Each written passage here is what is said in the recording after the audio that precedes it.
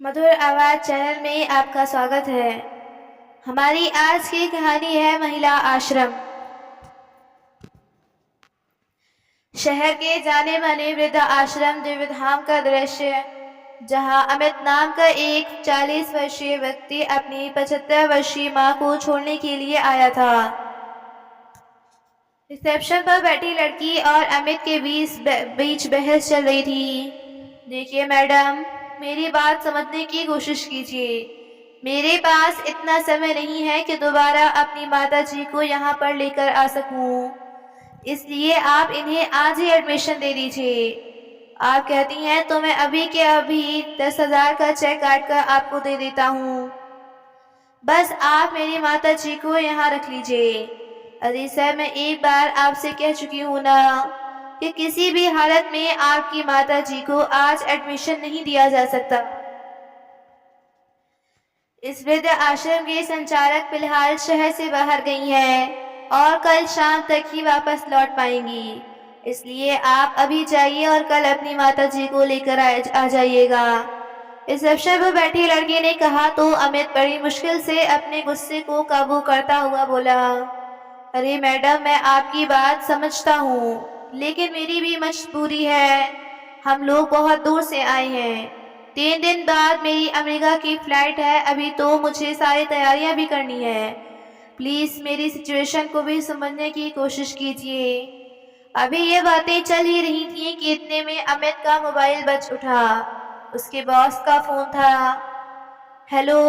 जी sir, Amit ने कहा तो दूसरी ओर से आवाज़ आई, मिस्टर अमित, आपने अभी तक मुझे डॉक्यूमेंट्स ईमेल नहीं किए, जबकि आपने कहा था कि आज दोपहर तक आप सारे डॉक्यूमेंट मुझे ईमेल के ज़रिए भेज देंगे। जी जी सर, मैं अभी कर देता हूँ, अमित ने हड़बड़ाते हुए कहा तो उसके बॉस बोले, लेकिन मिस्टर अमित, आप अपने काम के प्रति इतने लापरवाह कैसे हो सकते हैं? नहीं सर, दरअसल मैं किसी परेशानी में फंस गया था। मैं अभी आपको, इससे पहले कि अमित अपनी सफाई में कुछ कह पाता, दूसरी ओर से फ़ोन कट चुका था। चिंता और परेशानी में डूबा अमित अपना सर पकड़कर कुर्सी पर बैठ गया। अपने बेटे को इस तरह तनावग्रस्त देखकर पास बैठी रुकनुमा रंजीत व्याकुल हो उठी। अमित ने फिर से उस लड़की से कहा, मैडम, आप देख रही हैं कि मैं कितनी उलझनों में फंसा हुआ हूँ। एक तरफ बीवी बच्चे और दूसरी तरफ घर की परेशानियाँ, तो दूसरी ओर मेरी विदेश की नौकरी। मैडम प्लीज़ कुछ कीजिए। आप इस आश्रम की मैनेजर को फ़ोन लगाइए, मैं उनसे बात करता हूँ। जी नहीं, ऐसा अभी संभव नहीं है। मैडम का फ़ोन आउट ऑफ रेंज है। ऐसा कहते हुए उस लड़की ने आवाज़ दी, राजू यहाँ तो आना। तभी 25-30 वर्ष का एक व्यक्ति सामने आकर खड़ा हुआ और कहा, जी मैडम। राजू, इन दोनों के लिए चाय और रात का इंतजाम यहाँ कर दीजिए। अभी करवा देता हूँ, कहकर राजू वापस अंदर चला गया। ये सुनकर अमित हैरान रह गया। तभी मैडम बोली, देखिए मिस्टर अमित, यदि आप इतनी दूर से दोबारा नहीं आ सकते तो आप दोनों आज रात के लिए यहीं रुक जाइए। लेकिन मैडम, मुझे बहुत परेशानी हो जाएगी। अरे मैंने कहा ना कि आप रात को यहाँ रुक सकते हैं। आप रूम नंबर 1 में चले जाइए। किसी चीज़ की ज़रूरत हो तो बता दीजिएगा। मैडम के कहने पर अमित बुझे मन से अपनी माँ को लेकर कमरे में चला गया, जहाँ राजू ने ज़मीन पर बिस्तर लगाकर उनके लिए रात को रुकने का इंतज़ाम कर दिया था। साहब, मैं थोड़ी ही देर में चाय नाश्ता लेकर आता हूँ, तब तक आप हाथ मुँह धो लीजिए, पास में ही बाथरूम है। इतना कहकर राजू रसोई घर में चला गया। अमित वहीं लैपटॉप लेकर बैठ गया और जल्दी से ऑफिस का काम निपटाने लगा। तो रुक्मणी जी साथ में लाइन अपना बैग खोल कर बैठ गई और सिल्वर फाइल में लिपटी हुई रोटी निकालते हुए बोली, पता है बेटा, मैंने सुबह सुबह उठकर ही अपने और तेरे लिए आलू के पराठे बना लिए थे। तुझे पसंद है ना? अचार भी लाई हूँ। अपनी माँ की इस बात का अमित ने कोई जवाब नहीं दिया। वह तो अपने काम में ही व्यस्त था। फिर रुक्मणी जी बोली, अच्छा कोई बात नहीं, मैं ही तुझे अपने हाथों से रोटी खिला देती हूँ। न जाने इसके बाद कभी यह सुख मिले या ना मिले। कहते कहते उनका स्वर गीला हो गया। जैसे ही रोटी का एक निवाला तोड़कर वह अमित को खिलाने लगी तो अमित गुस्से से झाँपते हुए बोला, क्या है माँ, आपको तो और कोई काम है नहीं, मुझे अभी बहुत सा काम निपटाना है, आप ही खाइए ये आलू के पराठे, मुझे अभी भूख नहीं। बेटे की यह बात सुनकर रुक्मिणी जी थोड़ा सहम गई और चुपचाप पराठे बैग में रख लिए। फिर बोली, ठीक है बेटा, तुम्हें जीवन में बहुत तरक्की मिले, बहुत बड़े आदमी बनो, मेरी भगवान से यही दुआ है। थोड़ी देर यूं ही बैठे बैठे रुक्मिणी जी अपने अतीत में विचारने लगी। 22 वर्ष की रुक्मिणी जी जब शादी करके अपने ससुराल आई थी, तभी से उसे जिम्मेदारियों के बोझ तले दबा दिया गया था। घर में कई सदस्य थे। एक नंची जो अपने पति को लेकर अपने मायके में ही जमी हुई थी। उसका पति सास का बेहद लाडला था। इसके अतिरिक्त उसके एक जेठ और जेठानी भी थे, परंतु जेठानी बड़े घर से आई थी। जेठ भी खूब अच्छा कमाता था, इसलिए जेठानी सास की धौंस की बिल्कुल परवाह नहीं करती थी। ले देकर सास का रौब रुक्मिणी पर ही चलता था। रुक्मिणी का पति एक छोटी मोटी प्राइवेट नौकरी करता था, कुछ खास नहीं कमा पाता था। घर का खर्च ससुर और जेठ की कमाई से ही चलता था। इस सब के कारण रुक्मिणी की हैसियत एक नौकरी से ज्यादा नहीं थी अपने ससुराल में। लेकिन इतना भी काफी नहीं था। विवाह को कई साल बीत गए थे, परंतु रुक्मिणी की गोद अभी तक खाली थी। मन की पीड़ा तब और बढ़ जाती जब ससुराल वाले भी उसे बांझ होने का ताना देते। आखिरकार विवाह के 12 वर्ष पश्चात भगवान ने उसकी प्रार्थना सुनी और उसे संतान सुख की प्राप्ति हुई। परंतु उसका बेटा अभी 1 महीने का ही हुआ था कि उसके पति की एक रोड एक्सीडेंट में मृत्यु हो गई। रुक्मिणी अंदर से पूरी तरह टूट चुकी थी। अब उसके जेठ जेठानी भी परिवार से अलग हो गए। सास ससुर भी कुछ समय बाद स्वर्ग सिधार गए। नंद और नंदोई ने अलग घर बना लिया। रुक्मिणी अपने बेटे के साथ बिल्कुल अकेली रह गई, लेकिन उसने हिम्मत नहीं हारी। बेटे के पालन पोषण के लिए उसने लोगों के घरों का काम करना शुरू किया, लेकिन सारा काम करते हुए भी वह अपने बेटे को कभी अकेला नहीं छोड़ती थी। इतनी मुश्किलें सहन करने के बावजूद रुक्मिणी ने उसे पढ़ाया लिखाया और इतना काबिल बनाया कि उसे एक बहुत बड़ी मल्टीनेशनल कंपनी में नौकरी मिल गई। फिर उसकी मुलाकात नैन्सी नाम की लड़की से हुई। दोनों एक दूसरे की ओर आकर्षित होने लगे और जल्द ही दोनों ने शादी करने का फैसला कर लिया। नैन्सी मॉडर्न ख्यालात की लड़की थी। घर का काम करना उसे जरा भी पसंद नहीं था। जहां घर का सारा काम रुक्मिणी को ही करना पड़ता था, वहीं दिन भर घूमना फिरना, सहेलियों के साथ शॉपिंग पर जाना या फिर अपने मम्मी पापा के घर चले जाना, यही उसकी दिनचर्या थी। किसी दिन घर पर रहती तो किसी दिन सहेलियों का अड्डा वहीं जम जाता। यह सब रुक्मिणी को बिल्कुल पसंद नहीं था, लेकिन कहती भी तो किससे। बहू को समझाने लगती तो 2 टूक जवाब सुनने को मिलता था और बेटा पत्नी का दीवाना था। खैर, जैसे तैसे जिंदगी की गाड़ी चल रही थी। समय यूं ही बीतने लगा। अमित और नैन्सी की शादी को अब 12 साल बीत चुके थे। रुक्मिणी जी के 2 पोते थे, एक 10 साल का और दूसरा 8 साल का। उधर नैन्सी के मायके वाले अमेरिका में शिफ्ट हो गए थे। अब नैन्सी ने भी रट लगा दी कि उसे भी अमेरिका में जाकर बसना है, वहाँ की हाई फाई लाइफ का मजा लेना है। संयोग से अमित की कंपनी ने उसे विदेश में नौकरी का ऑफर दिया। यहाँ से दोगुनी तनख्वाह के लालच में अमित ने भी इस ऑफर को स्वीकार कर लिया। उसकी पत्नी नैन्सी और दोनों बच्चे तो जैसे खुशी से फूले ही नहीं समा रहे थे। अमित अपनी माँ रुक्मिणी जी के रूप में लेकर जाना चाहता था, लेकिन उनका वीजा रिजेक्ट कर दिया गया। इस पर अमित परेशान हो गया कि अब क्या किया जाए। उधर उसकी पत्नी नैन्सी अमेरिका जाने की जिद पर अड़ी थी। उसने सुझाव दिया कि फिलहाल माँ जी को वृद्ध आश्रम भेज देते हैं और 1 साल बाद दोबारा वीजा अप्लाई करके उन्हें अपने साथ अमेरिका ले आएंगे। लेकिन अगर अगले साल भी वीजा ना लगा तो, अमित ने कहा। उस पर नैन्सी बोली, अरे तो क्या हुआ, बल्कि मैं तो कहती हूँ उनके लिए वृद्धाश्रम ही ठीक रहेगा। वह क्या करेंगी हमारे साथ विदेश जाकर। और तुम्हें भी अपनी माँ के बारे में सोच सोच कर परेशान होने की बजाय अपने आने वाली जिंदगी पर ध्यान देना चाहिए। यह समय प्रैक्टिकल होकर सोचने का है, भावुकता में बहकर इतना अच्छा मौका मत छोड़ो। अमित को भी यह बात ठीक लगी और अपनी माँ को वृद्धाश्रम भेजने के लिए तैयार हो गया। चाय बिस्किट लाया हूँ माता जी। राजू की आवाज से रुक्मणी जी की तंद्रा भंग हुई और वह वर्तमान में आ गई। रुक्मणी जी चाय का कप उठाकर चाय पीने लगी तो अमित से बोली, अच्छा बेटा, कम से कम चाय तो पी लो। क्या माँ, एक तो मैं इतनी परेशानी में हूँ और आपको खाने पीने की सूझ रही है। आज काम पूरा करके ना दिया तो बॉस की डांट सुनने को मिलेगी। और यहाँ इंटरनेट की रेंज ही नहीं पहुँच रही।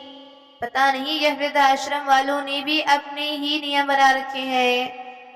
हद है, इतना भी नहीं समझते कि कोई बुजुर्ग है या दूसरे शहर से आया है। इन लोगों को बुजुर्गों का सहारा देना चाहिए। लेकिन यहाँ तो एक तरफ वृद्धाश्रम की मैनेजर घूमने को निकलती है और दूसरी तरफ जो मैडम यहाँ बैठी है हमारी बात सुनने को तैयार नहीं। जब अमित गुस्से में आकर यह सब बातें बोल रहा था, उस समय दरवाजे पर खड़ी हुई वही मैडम उसकी सारी बातें सुन रही थी। तभी अचानक उन्हें अपने सामने अमित अपनी बात पर पर्दा डालते हुए बोला, अरे वह तो मैं बस, रहने दीजिए मिस्टर अमित। मैं जानती हूँ इस तरह के माहौल में कोई भी व्यक्ति चिड़चिड़ा हो जाता है। आप मेरे साथ चलिए, मुझे आपसे कुछ बात करनी है। ऐसा कहकर मैडम कमरे से बाहर निकल गई। अमित को लगा कि शायद मैडम ज्यादा पैसों की डिमांड करेंगी, इसलिए बाहर निकलते ही बोला, देखिए मैडम, अगर आप कहती हैं तो मैं 1 लाख के बजाय 1.5 लाख रुपए का चेक काट देता हूँ। तभी मैडम बोली, जी नहीं मिस्टर अमित, पैसों की तो बात ही नहीं है। मुझे हैरानी तो इस बात की है कि बचपन में आपके पीछे आपकी माँ ने न जाने कितनी ही जरूरी काम टाले होंगे, कितनी रातें जागते हुए बिता दी होंगी और आप उनके लिए यहाँ 1 रात तक नहीं बिता सकते। यह सुनकर अमित की आंखें शर्मिंदगी से नीचे झुक गईं। तो मैडम बोली, चलिए मैं आपकी यह समस्या भी हल कर देती हूँ। मैं आपकी माता जी को अभी के अभी एडमिशन दिलवा दूंगी। लेकिन क्या मैडम? लेकिन मिस्टर अमित, आपको मेरा एक छोटा सा काम करना होगा। मैडम की यह बात सुनकर अमित उन्हें प्रश्नवाचक निगाह से देखने लगा। तो मैडम बोली, यहाँ वृद्धाश्रम में रामलाल नाम के एक बुजुर्ग व्यक्ति है। आपको सिर्फ उनका पोता बनने का नाटक करना होगा। यह सुनकर अमित हैरान रह गया। फिर मैडम बोली, करीब 10 वर्ष पहले उनका बेटा उन्हें यहाँ छोड़कर ऑस्ट्रेलिया चला गया था, अपनी पत्नी और बेटे को लेकर। तब से लेकर आज तक वह अपने पोते से मिलने को तरस रहे हैं। उन्हें उम्मीद है कि एक न एक दिन वह उनसे मिलने जरूर आएगा। लेकिन मिस्टर अमित, उनकी इतनी तबीयत बहुत ज़्यादा खराब है। मुझे नहीं लगता कि अब उनके पास ज़्यादा समय है। यदि हो सके तो हमारा यह छोटा सा काम कर दो। सिर्फ एक नाटक ही तो है, लेकिन सोचिए, अपने पोते को नज़र भर देखने के लिए पल पल तरसती उनकी आंखों को कितना सुकून मिल जाएगा। आप मेरा यह काम कर दीजिए, मैं आपकी माता जी को अभी एडमिशन दे दूंगी। यह बात सुनकर अमित ने कहा, लेकिन मैडम, मुझे तो उनके पोते के बारे में कुछ भी मालूम नहीं। उसका नाम क्या है, वह उन्हें क्या कहकर बुलाता है?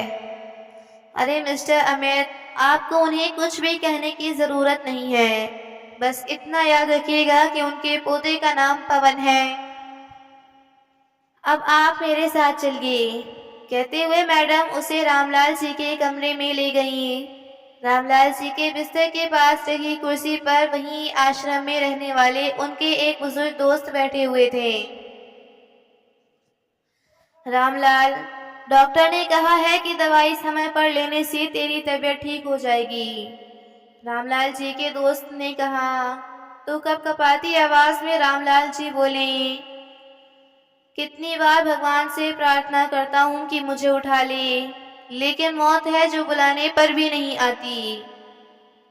न जाने क्यों ईश्वर के कानों पर जूं तक नहीं रेंगती। रामलाल जी के दिल में छुपा दर्द उनके शब्दों के जरिए बाहर आने लगा। अच्छा रामलाल, मैं थोड़ी देर में आता हूँ, कहकर उनके मित्र वहां से उठकर चले गए। दरवाजे पर खड़ा अमित रामलाल जी की सारी बातें सुन रहा था। तभी मैडम अमित को लेकर अंदर आई। अमित ने देखा कि पलंग पर एक बुजुर्ग कंकाल रूप में पड़े हुए थे। गाल अंदर गहराई में धस चुके थे। बेजान आंखें जैसे चीख चीख कर उन्हें दुख और पीड़ा की कहानी कह रही थी, परंतु उनकी आती जाती सांस उनके जीवित होने का प्रमाण दे रही थी। उनके पास जाकर मैडम बोली, बाबा बाबा देखिए तो कौन आया है आपसे मिलने। तभी रामलाल जी ने अपनी आंखों को धीरे से खोला और बोले, कौन है बेटी? तो मैडम ने कहा, देखिए बाबा, आपका पोता पवन आया है। क्या मेरा पवन आ गया? कहते हुए बाबा की आंखों में एक चमक आ गई। हाँ बाबा, आपका पोता ऑस्ट्रेलिया से खास आपसे मिलने के लिए आया है। मेरा पोता आ गया मुझसे मिलने। इतने दिन तुझे याद नहीं आई मेरी, कितना बड़ा हो गया है रे तू। उसकी ओर नजर डालते ही रामलाल जी के बूढ़े शरीर में जैसे जान वापस आ गई थी। मैडम ने उन्हें सहारा देते हुए बिस्तर पर बिठाया और बोली, बाबा कल आपके पोते की वापसी की फ्लाइट है, इसलिए आज आप उससे जी भरकर बातें कर लीजिए। मैडम कमरे से बाहर गई तो अमित पास रखी कुर्सी पर बैठने लगा। तभी रामलाल जी बोले, वहां नहीं बेटा, यहाँ मेरे पास बैठो। अमित कुछ असहज महसूस कर रहा था, परंतु फिर उसे मैडम की कही गई बात याद आ गई तो वह चुपचाप उनके बिस्तर पर बैठ गया। मुझे यकीन था पवन बेटा, एक न एक दिन तू जरूर आएगा। तभी भगवान मेरे शरीर से प्राण नहीं निकाल रहे थे। तुझे देखने को ही मैं अभी तक जीवित था। लेकिन बेटा तू कल ही वापस चला जाएगा। कितने साल मैंने तेरा इंतजार किया और मिलने के लिए केवल कुछ ही पल। बोलते बोलते बीच में ही रामलाल जी हाँफने लगे, परंतु पोते से मिलने की उत्साह इतना था कि सारी कमजोरी भूलकर फिर से बातें करने लगे। अच्छा एक बात बता बेटा, तेरे पापा का क्या हाल है? उसे कभी मेरी याद नहीं आती। कितने साल हो गए उसे देखे हुए। यह बात सुनकर अमित कुछ बोल नहीं पाया। फिर रामलाल जी बोले, तुम्हारी माँ तो ठीक है ना? हाँ हाँ दादाजी, सब लोग ठीक है। पता है बेटा, यहाँ वृद्ध आश्रम में अक्सर लोग मिठाई बांटने आते हैं। कल भी किसी के पोते का जन्मदिन था तो उन्होंने वृद्ध आश्रम के सभी लोगों में जलेबियां बांटी। उसी पर मेरी आंखों के आगे तेरे बचपन की तस्वीर नाचने लगी। ऐसा कहते हुए रामलाल जी ने पास पड़ी एक छोटी सी कटोरी उठाई जिसमें एक जलेबी रखी थी और अमित को देते हुए बोले, बेटा यह जलेबी मैंने तेरे लिए रखी थी। अमित ने अनमने ढंग से वह जलेबी उठाई। फिर रामलाल जी के पोपले चेहरे पर हल्की सी मुस्कान आ गई और बोले, बेटा तुझे याद है जब तू छोटा सा था ना, तब सारा दिन मेरे इर्द गिर्द ही मंडराता रहता था। तुझे जलेबी खाना बहुत अच्छा लगता था, लेकिन तेरी माँ तुझे ज्यादा जलेबी खाने से मना करती थी। इसलिए हर रोज शाम को पार्क में टहलने के बहाने तू मेरा हाथ पकड़कर बाजार ले जाता और हलवाई की दुकान से जलेबी खाता था। उस दौरान तू एक पल भी मेरा हाथ नहीं छोड़ता था और उसके बाद तूने मेरा हाथ ऐसा छोड़ा कि फिर कभी नहीं थामा। अपने बूढ़े कांपते हाथों की ओर देखते हुए रामलाल जी ने कहा तो अमित बोला, नहीं नहीं दादाजी, ऐसी बात नहीं है। दरअसल जिंदगी में परेशानियां बहुत हैं, लेकिन फिर भी देखो मैं आपसे मिलने आया हूं ना। लेकिन काम को भी तो समय देना पड़ता है ना दादाजी। अब अपने काम को समय देने की कोशिश करो तो रिश्तों को समय नहीं दे पाते, और अगर रिश्तों पर ध्यान दें तो काम छूटने लगता है। हाँ बेटा, गलती तो हमारी ही है। हम काम के बोझ को रिश्ता समझते हैं और रिश्तों को बोझ। यह सुनकर अमित नजरें झुकाए चुपचाप बैठा रहा। फिर रामलाल जी बोले, लेकिन बेटा मुझे खुशी है कि कम से कम तू मुझसे मिलने तो आया। एक बात तो बताओ, तुम्हारी शादी हो गई क्या? रामलाल जी के इस सवाल पर अमित सोच में पड़ गया। दिमाग में ख्याल आया कि अगर हाँ कहता हूँ तो दादाजी अपनी पौत्र वधू के बारे में पूछने लगेंगे। क्या हुआ बेटा, किस सोच में पड़ गया? तेरी शादी हुई या नहीं? रामलाल जी ने पूछा तो अमित बोला, अरे नहीं दादाजी, मेरी रिश्ता भी शादी नहीं हुई। अच्छा, तू कोई लड़की पसंद कर रखी है क्या तूने? अरे नहीं दादाजी, आप भी कैसी बातें कर रहे हैं? पवन बेटा, अब तू मुझसे भी छुपाएगा? तेरे बाप का भी बाप हूं मैं। कहते हुए अचानक उनकी आवाज फिर से कांपने लगी और आंखों से आंसू टपकने लगे। फिर थोड़े अंतराल के बाद बोले, अभी एक तो तेरे पिता की खुशबू भी मेरे जहन में से नहीं गई, पर वह मुझे छोड़कर चला गया। लेकिन बेटा तू मेरी एक बात मानेगा? हाँ दादाजी बताइए। बेटा तेरे पिता को तो मुझे अकेला छोड़कर चला गया था, लेकिन तू कभी अपने माँ बाप को बुढ़ापे में अकेला मत छोड़ना।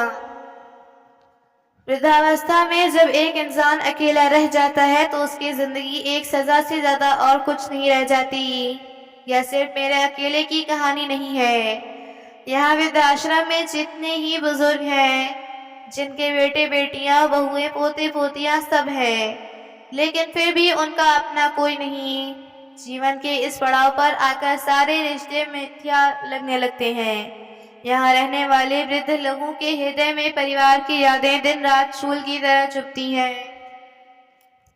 अभी अमित और रामलाल जी की बातें चल रही थी कि अमित का मोबाइल बज उठा। उसने देखा उसकी पत्नी नैन्सी का फोन था। फिर बोला, अच्छा दादाजी, अब आप सो जाइए। सुबह एयरपोर्ट जाने से पहले मैं आपसे मिलने जरूर आऊंगा। हाँ बेटा, तू भी थक गया होगा, जाकर सो जा। भगवान करे तुझे दुनिया की सारी खुशियां मिले। अमित ने बाबा के पैर छूकर आशीर्वाद लिया और बोझिल कदमों से दरवाजे की ओर बढ़ा। लेकिन जैसे ही वह दरवाजे की चौखट लांघने लगा, उसी समय एक घुटी हुई सी हृदय विदारक चीख उसे सुनाई दी। उस आवाज ने उसके दिल को भयभीत कर दिया। किसी अनहोनी की आशंका से उसने पीछे मुड़कर देखा तो रामलाल जी अपने बिस्तर पर निढाल होकर गिर चुके थे। अमित जल्दी से उनके पास गया, उन्हें हिलाया डुलाया, लेकिन उनके प्राण पखेरु तो उड़ चुके थे। उस वृद्ध व्यक्ति से कोई रिश्ता ना होते हुए भी उसकी ऐसी हालत देखकर अमित की आंखों में आंसू बह निकले। उसने तुरंत मैडम को आवाज दी और रामलाल जी के बारे में बताया। काफी देर अमित उदास होकर बाहर ही बैठा रहा। तभी दोबारा से उसका फोन बजा। अमित ने फोन उठाया तो उसकी पत्नी बोली, अरे इतनी देर से कहाँ हो? तुम तो माँ जी को वृद्धाश्रम छोड़ने गए थे ना, फिर अभी तक आए क्यों नहीं? वह क्या है ना नानसी, यहाँ वृद्धाश्रम की संचालक उपस्थित नहीं थी, जिस वजह से माँ का एडमिशन नहीं हो पा रहा था, इसलिए मैं। तभी अमित की बात को काटते हुए उसकी पत्नी नैन्सी बोली, अरे कमाल करते हो तुम, आज एडमिशन नहीं हुआ था तो कल हो जाता। इसके लिए तुम्हें वहां रुकने की क्या जरूरत थी? तुम्हें माँ को वहां छोड़कर वापस आ जाना चाहिए था।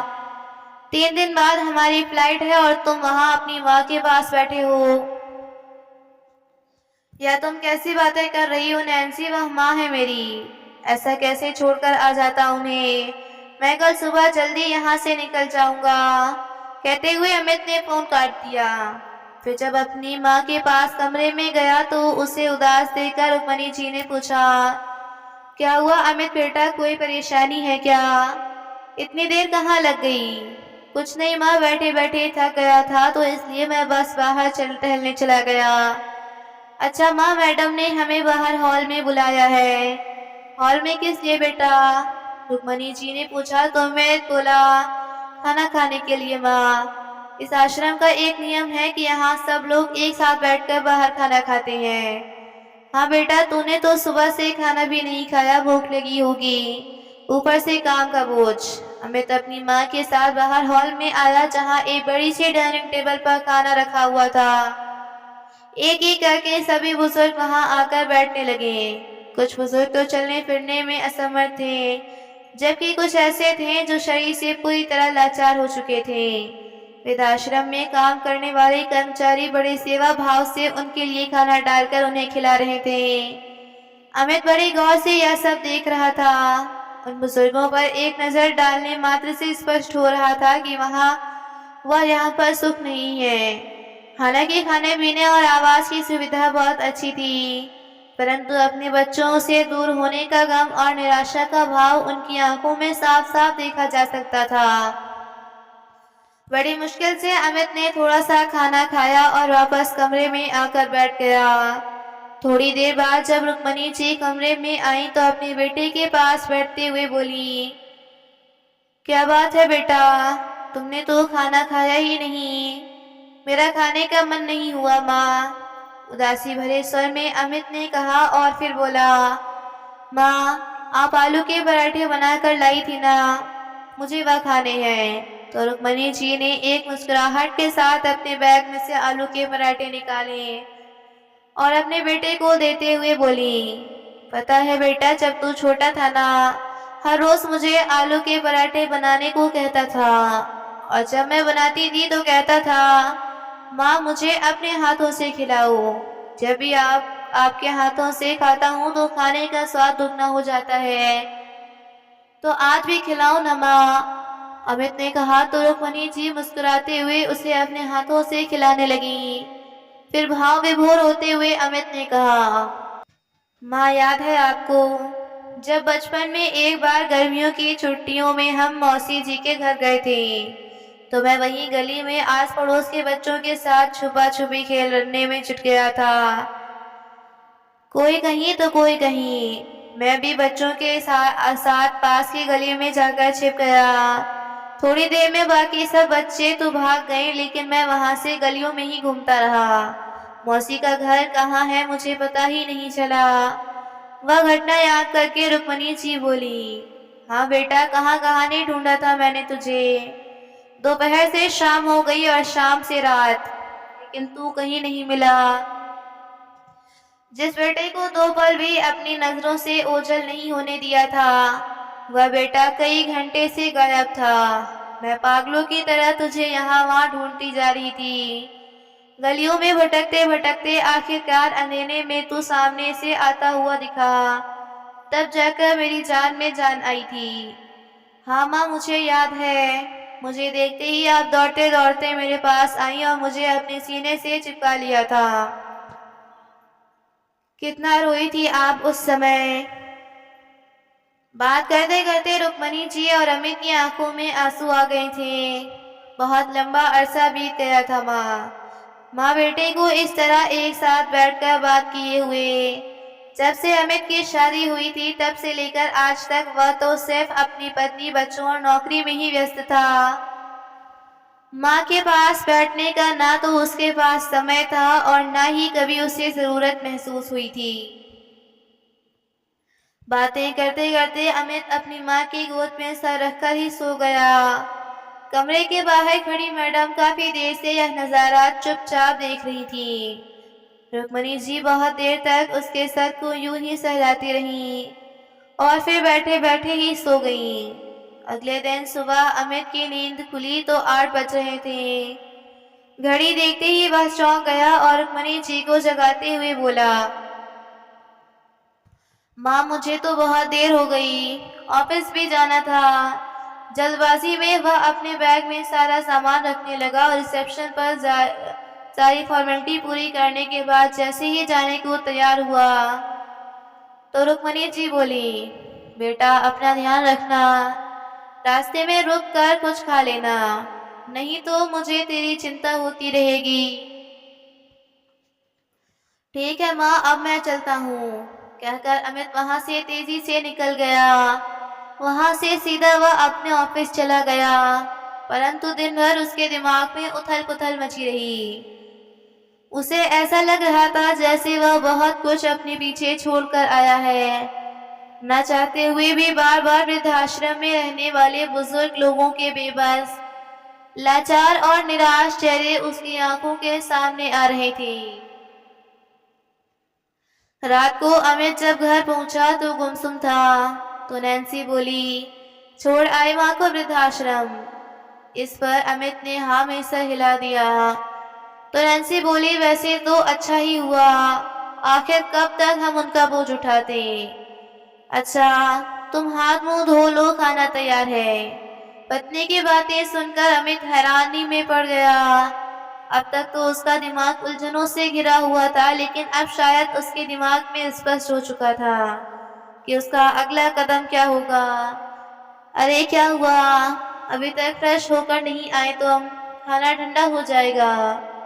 उसकी पत्नी ने कहा तो अमित बोला, मुझे भूख नहीं, और उठकर अपने कमरे में चला गया। रात को सब लोग सो चुके थे, लेकिन अमित की आंखों से नींद गायब थी। वह रात उसने बड़ी मुश्किल से काटी। अगले दिन सुबह अमित बिना किसी को बताए अपनी गाड़ी लेकर घर से निकल गया और ठीक 2 घंटे बाद वह उसी वृद्धाश्रम के सामने खड़ा था जहां एक दिन पहले वह अपनी मां को छोड़कर आया था। जैसे ही अंदर की ओर गया तो वो सामने ही मैडम खड़ी थी, जो बड़े इत्मीनान से उसकी ओर देख रही थी। कुछ बुजुर्ग लोग आंगन में टहल रहे थे। अंदर जाकर अमित यहाँ वहाँ देखने लगा। मैडम, मेरी माताजी कहाँ हैं? प्लीज उन्हें बुला दीजिए। तो मैडम बोली, देखिए मिस्टर अमित, अभी तो आपकी रुक्मणी जी से बात नहीं हो सकती।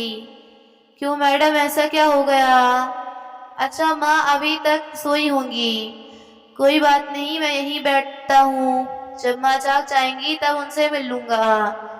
तभी मैडम ने कहा, नहीं मिस्टर अमित, वह सोई नहीं है, बल्कि वृद्धाश्रम के कुछ अन्य बुजुर्ग महिलाओं के साथ पास में ही बने मंदिर में पूजा करने के लिए गई हैं। दरअसल उन्होंने निर्जला उपवास रखा है अपने बेटे के लिए। अपनी सेहत और जीवन की परवाह किए बिना उन्होंने इस उम्र में भी चेतिया का कठिन व्रत का धारण किया है। इस समस्या व पूजा में व्यस्त है। आपकी लंबी उम्र और तरक्की के लिए भगवान से प्रार्थना कर रही हैं। मैडम की यह बात सुनकर अमित की आंखों से अश्रुधारा बह निकली। तभी उसे सामने से रुक्मणी जी हाथों में पूजा की थाली लिए आते हुए दिखी। उन्हें देखते ही अमित माँ माँ कहते हुए उनकी ओर दौड़ा और आंसुओं से भीगा उसका चेहरा देखकर रुक्मणी जी को वही घटना याद आ गई, जब उनका 8 साल का छोटा सा अमित राह भटक गया था और माँ को देखते ही माँ माँ चिल्लाते हुए उनकी ओर दौड़ता आया था। माँ, मुझे माफ कर दो माँ, मुझसे बहुत बड़ी गलती हो गई माँ, मुझे माफ कर दो। आपने मेरे लिए क्या क्या नहीं किया। आपके प्यार और आशीर्वाद के भरोसे ही मैं जीवन में एक सफल इंसान बन पाया था। बचपन में जो माँ मुझे 2 पल के लिए भी अकेला नहीं छोड़ती थी, उसी माँ को मैंने वृद्धाश्रम में रहने के लिए छोड़ दिया। लानत है मेरी जैसी औलाद पर। माँ के पैरों में गिरकर अमित जितना बोल रहा था उससे ज्यादा रो रहा था। रुक्मणी जी ने उसके आंसू साफ करते हुए उसे उठाया। तो अमित बोला, चलो माँ अब घर चलते हैं। तभी मैडम बोली, लेकिन मिस्टर अमित, आप ऐसे नहीं जा सकते इन्हें वृद्धाश्रम से लेने जाने के लिए। आपको मैनेजर ऑफिस में जाकर सारी फॉर्मेलिटी पूरी करनी होगी। ठीक है मैडम, आप मुझे मैनेजर से मिलवा दीजिए। आइए। मैडम उन्हें मैनेजर के ऑफिस में ले गई। ड्रॉ में से एक पेपर निकालते हुए साइन करने के लिए अमित को दिया और सामने रखी कुर्सी पर बैठ गई। यह देखकर अमित हैरत में पड़ गया और बोला, यहाँ की मैनेजर अभी तक आई नहीं क्या? तो मैडम बोली, मिस्टर अमित, इस वृद्धाश्रम के मैनेजर मैं ही हूँ। लेकिन मैडम 2 दिन पहले तो आपने कहा था कि मैनेजर छुट्टी पर गई है। तो मुस्कुराते हुए मैडम बोली, वह सब झूठ था और वह झूठ मैंने इसलिए बोला था ताकि आप एक रात यहाँ रुकें और देखें कि उम्र के इस पड़ाव में परिवार से अलग होकर एक इंसान की हालत क्या हो जाती है। यहाँ आने वाले सब लोगों को मैं एक मौका देती हूँ और वो लोग खुश नसीब होते हैं जो इस मौके को संभाल लेते हैं। रिश्तों की अपनी अहमियत होती है मिस्टर अमित। माँ बाप अपने बच्चों के जन्म से पहले उनका करियर बनाने के लिए पैसे जमा करने लगते हैं, लेकिन बदले में यह उम्मीद नहीं करते कि उनके बच्चे बड़े होकर उनके बुढ़ापे के लिए पैसा जमा करें, क्योंकि उस समय उन्हें पैसों की ज़रूरत नहीं होती। उन्हें ज़रूरत होती है तो बस अपने बच्चों की थोड़ा सा प्यार और साथ की, और जब उन्हें यह मिल जाता है तो उनकी यह अवस्था की भी खुशी खुशी निकल जाती है। यह बात सुनकर अमित आंखों में आंसू लिए बोला, आपका बहुत बहुत शुक्रिया मैडम, आपने मुझ पर बहुत बड़ा एहसान किया है, आपका बहुत धन्यवाद। अपनी माँ को लेकर अमित जैसे ही वृद्धाश्रम के गेट से बाहर जाने लगा तो सभी बुजुर्ग टकटकी लगाकर उन्हें देखते जा रहे थे। कुछ बुजुर्ग तो उन्हें बाहर तक छोड़ने भी आए। वह सब सोच रहे थे कि काश उनके जीवन में भी एक ऐसा दिन आए जब उनका कोई अपना पश्चाताप और आत्मग्लानि से भरकर यहाँ आए और उन्हें अपने घर वापस ले जाए। जैसे ही रुक्मणी जी अपने बेटे अमित के साथ गाड़ी में बैठी, तभी अमित के पास फोन आया। अरे सुबह सुबह मुझे बिना बताए कहाँ निकल गए थे तुम? कितने बार तुम्हें फोन किया लेकिन तुम हो कि एक फोन भी नहीं उठाते। उसकी पत्नी ने कहा तो अमित बोला, मैं वृद्धाश्रम से माँ को लेकर वापस आ रहा हूँ। क्या कह रहे हो तुम माँ को वापस ला रहे हो? अरे उन्हें रखोगे कहाँ? हमें तो विदेश जाना है ना, और मैं बता देती हूँ विदेश जाने का प्रोग्राम मैं हरगिज़ कैंसिल नहीं करूँगी। जहाँ से ला रही हो वहीं वापस छोड़कर आओ उन्हें। नैन्सी ने कहा तो अमित बोला, बिल्कुल नहीं, मैं अपनी माँ को अकेले छोड़कर अमेरिका नहीं जा सकता। तुम्हें जाना है तो वहाँ जाकर रह सकती हो, मैं तुम्हें छोड़ने को तैयार हूँ, लेकिन अपनी माँ को नहीं। कहते हुए अमित ने फोन काट दिया और मन ही मन ठान लिया कि अब चाहे जो भी परिस्थिति हो वह अपनी माँ को कभी नहीं छोड़ेगा। तो दोस्तों, आपको ये कहानी कैसे लगी लाइक कमेंट करना बिल्कुल ना भूलिएगा।